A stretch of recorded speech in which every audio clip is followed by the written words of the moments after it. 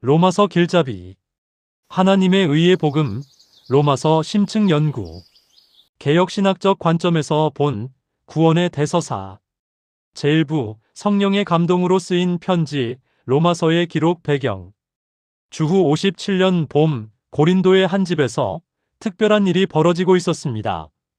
사도 바울이 천천히 그러나 힘있게 말씀을 토해내면 서기 더디오가 한 글자 한 글자 정성스럽게 받아 적었습니다. 이것은 단순한 편지 작성이 아니었습니다. 성령 하나님께서 바울의 입을 통해 말씀하시고 그 말씀이 더디오의 손을 거쳐 양피지 위에 새겨지는 신성한 순간이었습니다. 개혁신학은 이 장면을 유기적 영감이라 부릅니다. 하나님께서 바울의 인격과 경험을 그대로 사용하시되 동시에 성령께서 온전히 감독하심으로 오류 없는 하나님의 말씀이 기록되었다는 것입니다. 바울은 아직 한 번도 방문한 적 없는 로마 교회를 향해 이 편지를 씁니다. 그곳은 유대인과 이방인이 뒤섞여 있는 복잡한 공동체였습니다. 몇 년 전 클라우디우스 황제가 유대인들을 추방했다가 다시 돌아오게 하면서 교회 안에는 긴장이 감돌고 있었습니다. 율법을 중시하는 유대계 신자들과 그리스도 안의 자유를 누리는 이방인 신자들 사이에 갈등이 있었던 것입니다. 바울은 이 편지를 통해 복음의 본질을 명확히 하고 그들이 하나님의 애 안에서 하나 될 수 있음을 보여주고자 했습니다. 또한 그는 곧 스페인 선교를 계획하고 있었고 로마 교회가 그 선교의 후원 기지가 되기를 원했습니다.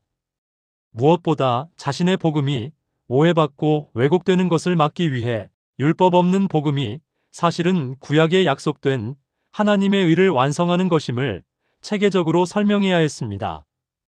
제2부 직설법에서 명령법으로 로마서의 논리적 구조 로마서를 처음 펼치면 마치 정교하게 설계된 성전에 들어가는 것 같습니다.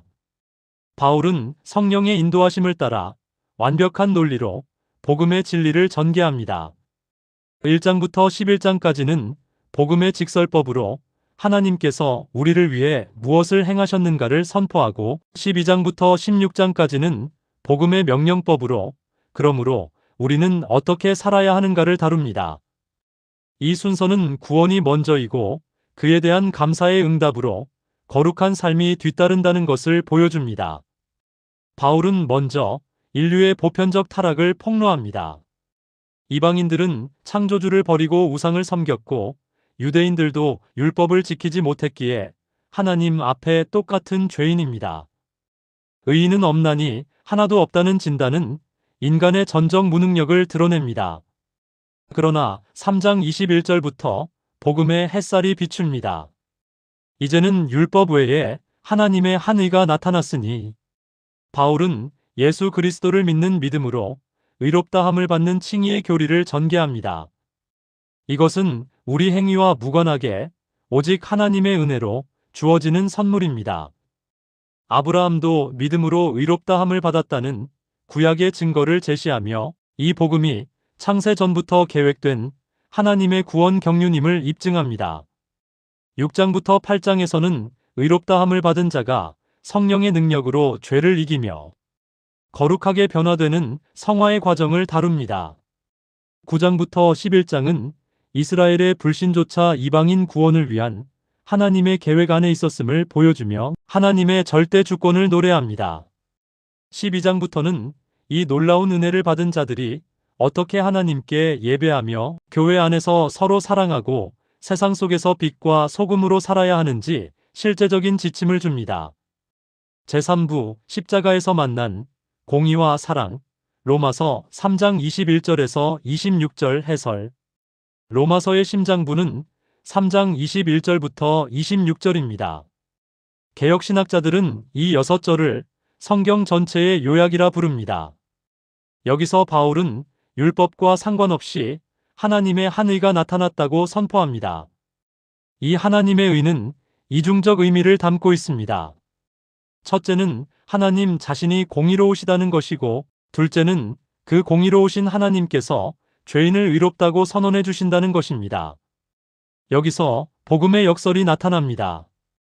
어떻게 거룩하신 하나님께서 죄인을 의롭다 하시면서도 자신의 공의를 손상시키지 않으실 수 있을까요? 그 답은 화목제물이신 예수 그리스도에게 있습니다. 힐라스테리온이라는 헬라어는 구약 성막의 언약궤 위에 있던 속죄소를 가리킵니다. 대제사장이 1년에 한 번 지성소에 들어가 속죄소에 어린 양의 피를 뿌릴 때 하나님의 진노가 가라앉고 백성의 죄가 덮어졌습니다. 예수님은 바로 그 속죄소가 되셨습니다.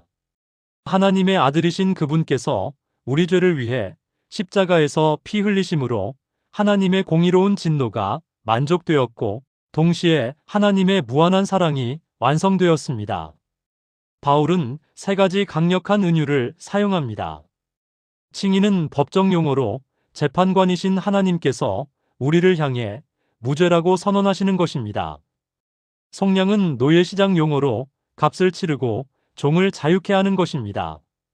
화목제물은 성전 제사 용어로 죄와 진노의 문제를 근본적으로 해결하는 제물입니다. 개역신학은 이것을 전가된 의라고 가르칩니다.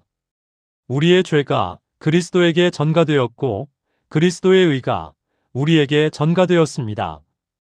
이제 하나님께서 우리를 보실 때 우리의 추한 모습이 아니라 그리스도의 완벽한 의를 보십니다.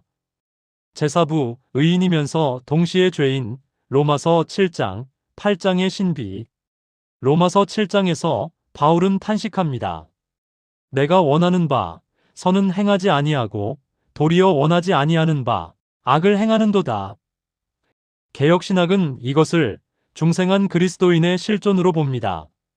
성령이 우리 안에 오시면 우리는 오히려 죄에 대해 더 민감해집니다. 하나님의 법을 마음으로는 즐거워하지만 육신의 소욕이 끊임없이 우리를 괴롭힙니다. 이 거룩한 씨름이 바로 우리가 영적으로 살아있다는 증거입니다. 종교 개혁자들은 이를 의인이면서 동시에 죄인이라고 표현했습니다. 우리는 그리스도 안에서 이미 완전히 의롭다 함을 받았지만 아직 이 땅에서는 죄의 잔재와 싸우며 점점 거룩해져 가는 중입니다. 그러나 8장은 승리의 나팔 소리로 시작됩니다. 그리스도 예수 안에 있는 자에게는 결코 정죄함이 없나니. 이 선언은 하늘 법정에서 이미 확정된 판결문입니다. 성령님께서 우리 안에 거하시며 우리가 하나님의 자녀임을 증언하십니다.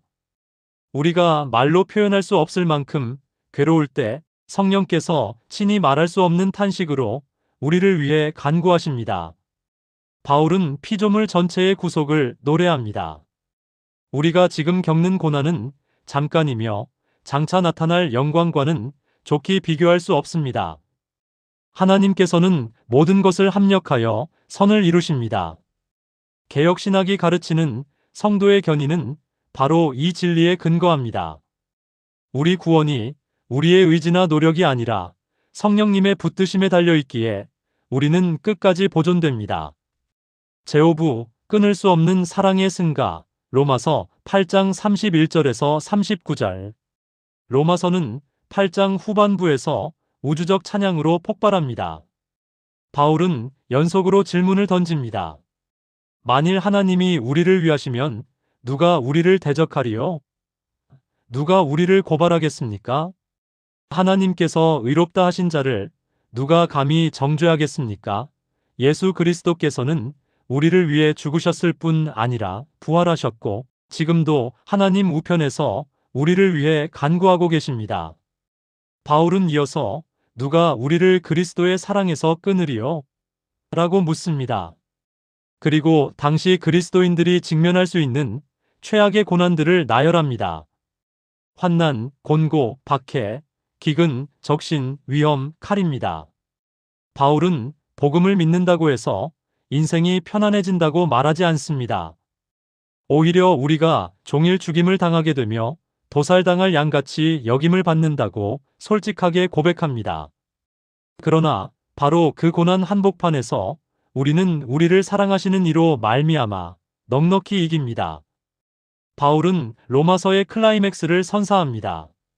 내가 확신하노니 사망이나 생명이나 천사들이나 권세자들이나 현재 일이나 장래 일이나 능력이나 높음이나 기품이나 다른 어떤 피조물이라도 우리를 우리 주 그리스도 예수 안에 있는 하나님의 사랑에서 끊을 수 없으리라.